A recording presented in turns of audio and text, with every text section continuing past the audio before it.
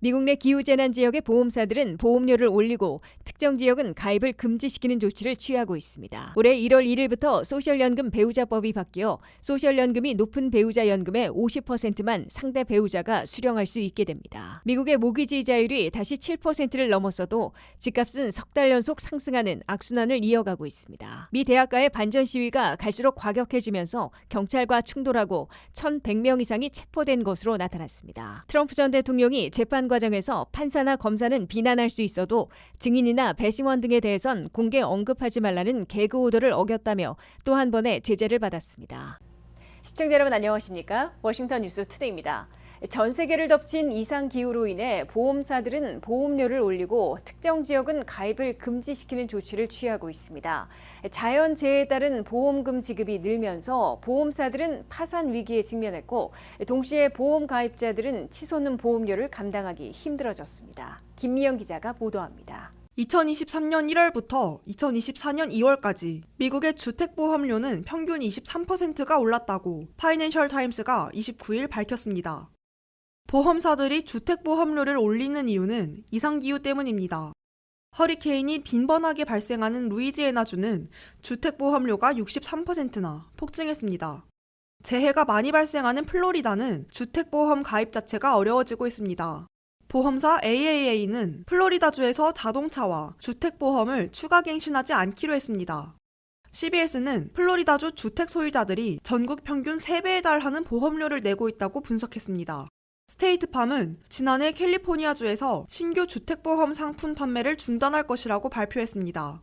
그 이유로는 인플레이션을 앞지르는 건설 비용 증가, 급속도로 증가하는 재난빈도, 재보험료 인상 등을 꼽았습니다. 주택보험을 아예 포기하는 사람들도 늘면서 주택보험 가입률은 줄어드는 추세입니다. 보험정보연구원 조사에 따르면 지난해 주택 소유주 중 주택보험에 가입하지 않은 주택은 12%나 됐습니다. 미국 보험사 올스테이트는 지난해 12월 뉴저지주 자동차 보험료를 평균 17% 인상했습니다. 뉴욕주도 자동차 보험료 15% 인상안을 허용했습니다. 월스트리트 저널은 더 거세지는 폭풍과 가뭄으로 인한 산불로 보험사들이 역사상 최악의 해를 보냈다고 보도했습니다. 기상이변에 따른 자연재해로 기록적인 손실을 본 탓에 보험사들은 보험료를 급격히 올리고 있습니다. 글로벌 보험중개사 에이온에 따르면 지난해 자연재해로 인한 세계의 경제적 손실은 3,800억 달러에 달한다고 밝혔습니다.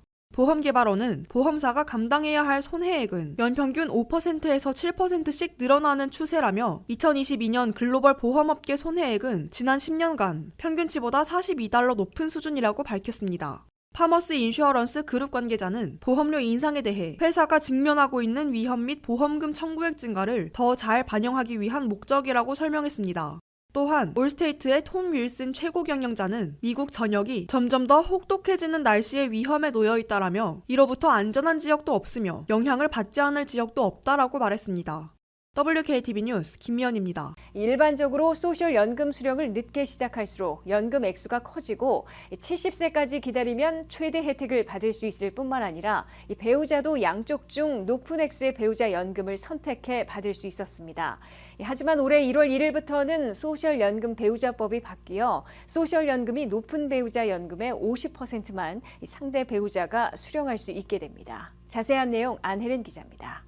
2024년 1월 1일부터 70세가 되는 1954년생 이전 사람들을 제외하고 소셜연금 배우자법이 바뀌어 소셜연금이 높은 배우자 연금의 50%만 상대 배우자는 수령받을 수 있게 되었습니다.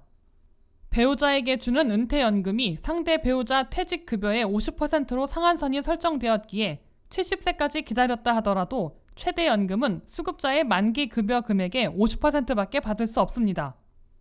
그러나 배우자가 사망 시 남겨진 배우자는 만기 은퇴 연령이 되었을 때 사망한 배우자의 만기 금액을 받을 수 있습니다. 일반적으로 소셜연금은 62세부터 받을 수 있지만 배우자가 사망한 경우에는 생존한 배우자가 60세가 되면 받을 수 있습니다. 이때 생존한 배우자는 만기 은퇴연금의 최소 71.5%까지 받을 수 있으며 62세인 본인 조기 소셜연금을 받을 때까지 수령할 수 있습니다. 미망인이 장애를 겪고 있고 나이가 50에서 59세라면 71.5%를, 16세 이하 자녀가 있는 미망인은 소셜연금의 75%를 수령받을 수 있습니다. 이혼한 배우자에게도 동일하게 혜택이 주어집니다. 생존 배우자가 60세 이전에 다른 배우자와 결혼을 하면 혜택이 없어지지만 60세 이후에 결혼을 하면 혜택이 주어집니다. 60세 이전에 다른 배우자와 결혼을 했다가 다시 미망인이 된다면 혜택을 받을 수 있습니다.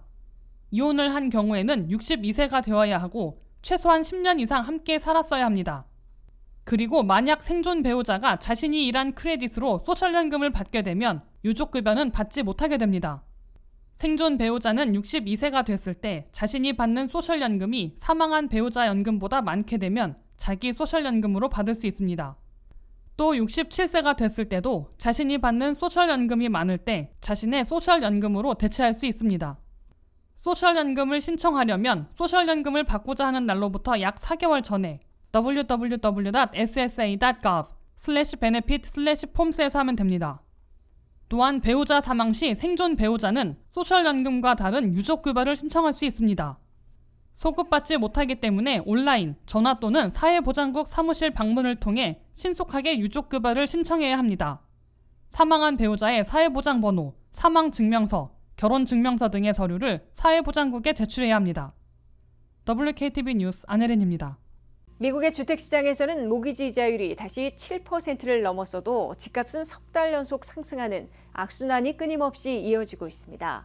2월의 주택가격은 1월에 6.4% 오른 데 이어 2월에도 6% 상승했으며 워싱턴 DC 지역은 전달보다 1.1%, 전년보다는 7.1% 오른 수준을 보였습니다. 미국의 주택시장에선 모기지 이자율이 7%대로 다시 올라갔음에도 집값은 최고치를 매달 기록하는 악순환을 멈추지 않고 있어 봄철 해빙을 어렵게 만들고 있습니다. 주택 모기지 이자율은 30년 고정의 경우 4월 18일에 이미 7%를 다시 넘어서며 7.1%를 기록한 데 이어 4월 25일에는 7.17%로 더 오른 바 있습니다. 그럼에도 미국 내 주택가격은 석 달 연속 올라 최고치를 기록하고 있습니다. S&P 코오로지 케이스 실러가 30일 발표한 2월의 미국 주택가격은 전달보다 0.6%, 전년보다는 6.4% 또 올랐습니다. 1월에도 전년에 비해 6% 오른 데 이어 2월에는 인상폭이 더 커진 것입니다. 10대 대도시들은 전년보다 1%, 전년보다는 8% 상승한 수준을 보였습니다. 20대 대도시들은 전달보다 0.9%, 전년보다 7.3% 오른 수준을 기록했습니다. 20대 도시들 가운데 워싱턴 DC는 전달보다 1.1%나 오르면서 전년보다 7.1%나 비싸진 것으로 나타났습니다. 미국 내 대도시들 중에서는 샌디에고가 전달보다 1.7%, 전년보다는 무려 11.4%나 급등해 가장 많이 오른 도시로 꼽혔습니다. 이어 전년에 비해 시카고와 디트로이트가 각 8.9% 상승한 수준을 보였습니다. 뉴욕시와 로스앤젤레스도 전년에 비해 8.7%나 집값이 오른 것으로 집계됐습니다. 보스턴은 전년에 비해 8% 비싸진 것으로 나타났습니다. 마이애미도 전달보다는 0.1% 오르는 데 그쳤으나 전년에 비하면 여전히 8%나 오른 수준입니다. 워싱턴 DC와 함께 서부 워싱턴주에 있는 시애틀이 똑같이 전년보다 7.1%씩 올랐습니다.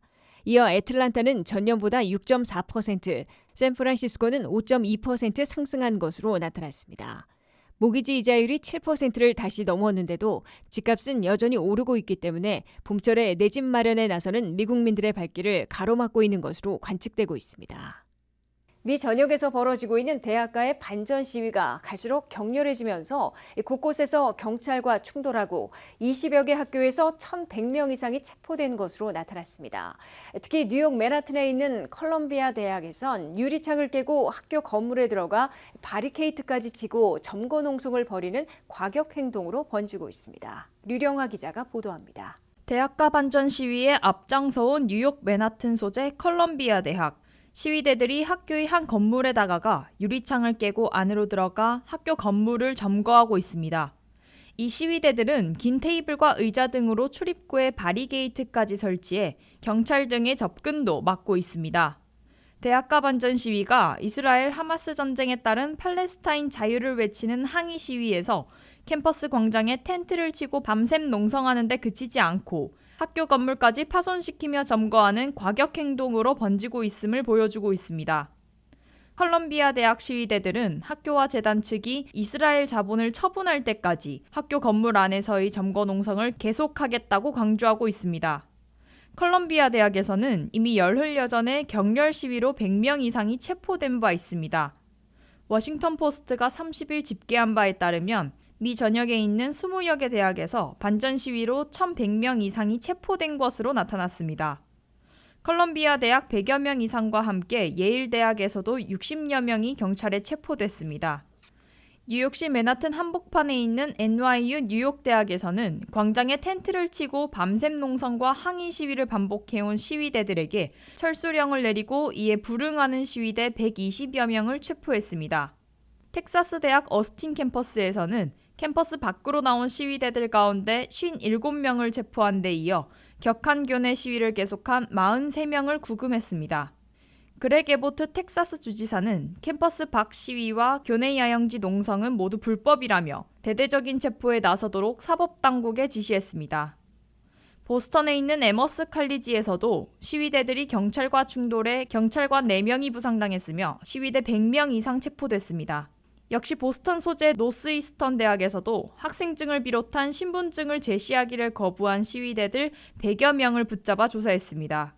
캘리포니아에 있는 유명 사립대학인 남가주 대학에서도 야영지를 차려놓고 밤샘 농성을 벌이던 시위대가 규칙 위반으로 90여 명이 LAPD에 연행됐습니다. 버지니아에서도 블랙스버그에 있는 버지니아 테크에서 격렬 시위를 벌이다가 80여 명이 체포됐는데 이 중 53명은 재학생들이었으나 나머지는 학교와는 무관한 사람들도 포함돼 있었습니다. 프레데릭스버그에 있는 메리 워싱턴 대학에서도 12명이 체포됐는데 9명만 이 대학 재학생으로 나타났습니다. 체포되는 반전 시위대들 가운데 항의 시위를 벌이다가 연행되는 경우 학생증을 비롯한 신분증을 제시해 신원이 확인되면 대부분 훈방되고 있습니다. 그러나 시위대를 해산시키려는 경찰관들에게 격하게 맞서다가 부상을 입히는 경우 공무집행 방해 등 형사범죄로 체포돼 형사처벌을 받아야 하는 케이스들도 생겨나고 있습니다. 더욱이 학교 기물을 부수면서 학교 건물을 점거 농성하는 컬럼비아 대학 시위대들은 재학생의 경우 정학 또는 퇴학 처분을 당하고 엄한 형사처벌까지 받게 될 것으로 경고되고 있습니다.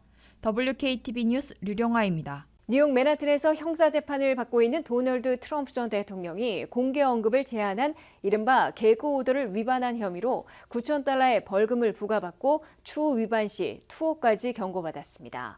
트럼프 전 대통령은 판사나 검사는 비난할 수 있어도 증인이나 배심원 등에 대해선 공개 언급하지 말라는 개그 오더를 어기고 SNS에 비난글을 게시했다가 판사로부터 또 다른 처벌을 받게 된 겁니다. 한면택 기자의 보도입니다. 도널드 트럼프 전 대통령이 뉴욕 맨하튼 형사재판부로부터 또 한 번의 법적 제재를 받았습니다. 트럼프 전 대통령은 형사재판 과정에서 증인이나 배심원 등에 대한 공개 언급을 제한한다는 판사의 이른바 개그 오더를 어기고 그의 SNS에 비난글을 게시했다가 $9,000의 벌금을 부과받았습니다. 트럼프 전 대통령은 그의 소셜 네트워크 플랫폼인 트루스 소셜과 선고 웹사이트에 9건의 재판 관련 포스트를 올렸다가 판사의 개그 오더를 위반한 법정 모독 혐의로 건당 $1,000 모두 $9,000의 벌금을 부과받은 겁니다. 트럼프 전 대통령은 더욱이 앞으로 지속적으로 개그 오더를 어길 경우 감옥에 투옥될 수 있다고 강한 경고까지 받았습니다. 뉴욕 맨하튼 형사재판을 주관하고 있는 후안 머천 판사는 트럼프 전 대통령에게 판사와 검사에 대해서는 비난할 수 있으나 증인들과 배심원들, 법원 직원들, 변호인 등 재판 관련자들에 대해서는 공개 언급을 제한한다는 개그 오더를 내려놓고 있습니다. 머천 판사는 이미 지난 3월에 트럼프 전 대통령에게 입조심하라는 개그 오더를 내린 데 이어 최근에는 자신의 딸을 포함한 가족들로 대상을 확대했습니다. 후안 머천 판사는 트럼프 전 대통령이 재판 과정에서 판사인 자신과 그를 기소한 엘빈 브래거 검사에 대해서는 직접적으로 비난해도 상관없으나 증인들이나 배심원들, 법원 직원 등에 대한 정보를 공개하며 언급한다면 그들을 위협하는 행위가 될 수 있다고 지적했습니다. 후안 머천 판사는 지난 20일부터 선정을 완료한 12명의 배심원들과 6명의 대체 배심원들이 지켜보는 가운데 트럼프 전 대통령에 대한 형사재판을 진행하고 있습니다. 트럼프 전 대통령은 지난 2016년 대선 직전에 그와의 성적인 관계를 폭로하려던 성인 영화 배우 스토미 다니엘스에게 입막음 대가로 13만 달러를 지불하고 이를 숨기기 위해 회사 회계장부를 조작한 34개 형사범죄 혐의로 형사재판을 받고 있습니다. 4건의 형사기소 사건 가운데 첫 번째인 이번 맨하튼 형사재판은 6주 내지 8주 동안 진행될 예정이어서 5월 말이나 6월 중순에는 유무죄 판결까지 나올 것으로 예고되고 있습니다. 1심 판결에서 유죄 판결을 받게 되더라도 트럼프 전 대통령이 즉각 실형에 처해지지는 않을 것으로 예상되고 있으나 형사 범죄자로 낙인 찍힌 그에게는 표를 던질 수 없다는 공화당 유권자들이 20 내지 30%에 달하고 있어 11월 5일 본선에서 큰 타격을 입게 될 것으로 경고받고 있습니다. WKTV 뉴스 안면택입니다. 이상으로 워싱턴 뉴스투데이를 마치겠습니다. 시청해주신 여러분 고맙습니다.